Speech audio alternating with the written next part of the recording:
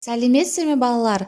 Бүгін 15-ші сабақты өтетін боламыз. Каналымызға міндетті түрде подписаться батырмасын басып, жазылып алыңыздар. Сіздер үшін пайдалы сабақтар шығып отырады.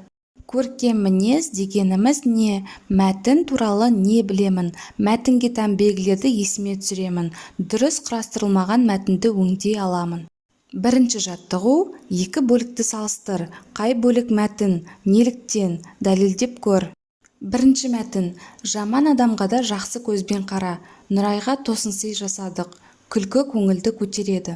Екінші мәтін: Нұрай ибалы, тәртіпті оқушы.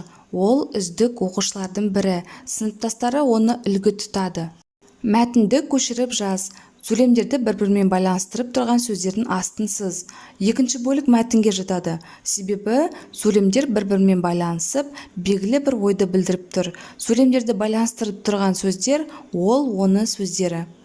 Екінші жаттығу: берілген сөйлемдерден тиын мәтінін құрастыр. Ол үшін сөйлемдер өзара мағыналық байланыста болсын. Олар тиынды үнемі азықтандырып тұратын болды.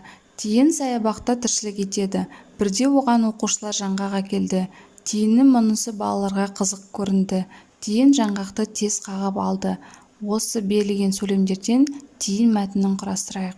Тиын саябақта тіршілік етеді. Бірде оған оқушылар жаңғақ әкелді. Тиын жаңғақты тез қағып алды. Тиынның мұнысы балаларға қызық көрінді. Олар тиынды үнемі азықтандырып тұратын болды. Тиын мәтінін құрастыруда сөйлемдердің қандай байланысу тәсілдерін қолдандың? Сөйлемдерді байланыстыруда сөздердің қайталануы және жіктеу есімдіктерін қолдандым. Балалардың әрекетін бағала. Олар тиынды қызықтау үшін келді. Олар тиынге қамқорлық жасады. Балалар тиынды қызықтау үшін келді. Үшінші жаттығу: байланысу тәсілдерін пайдаланып, мәтінді көшіріп жаз.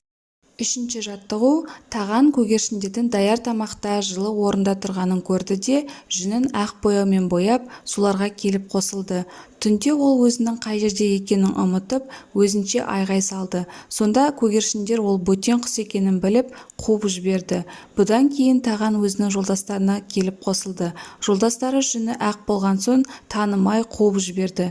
Осы қалпымен ол көгершіндерге де қосылмай, өз жолдастарына да қосылмай көрген күні қараң болды.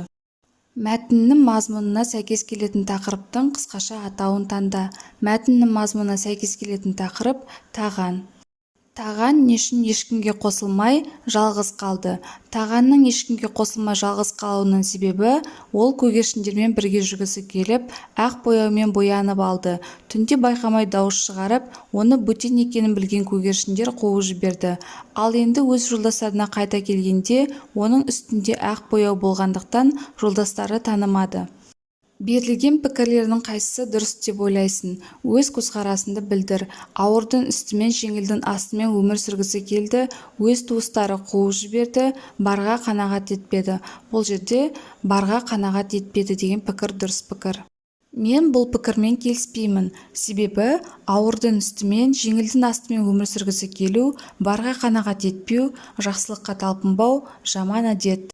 Төртінші жаттығу: көргені бойынша жазып шыққан оқушы қыздың мәтінін ретке келтіріп жаз. Бірде ол балапандарын ілестіріп, көлшікке келді. Суға алдымен қаз сүңгіді. Жазда мен қаздың балапандарын қалай шомылдырғанын көрдім. Балапандары да сырғи жүзіп, суға сүңгіп шығып жатты. Мен қызға қарап тұрдым. Мәтіннің қалай болып шыққанын көшіріп жазып оқы. Мәтінді ретке келтіретін болсақ, жазда мен қаздың балапандарын қалай шомылдырғанын көрдім. Бірде ол балапандарын ілестіріп, көлшікке келді. Суға алдымен қаз сүңгіді. Балапандары да сырғи жүзіп, суға сүңгіп шығып жатты. Мен қызға қарап тұрдым. Осымен сабағымыз аяқталды. Сабақ пайдалы болған болса, лайк басып, достарыңызбен бөлісуді ұмытпаңыздар.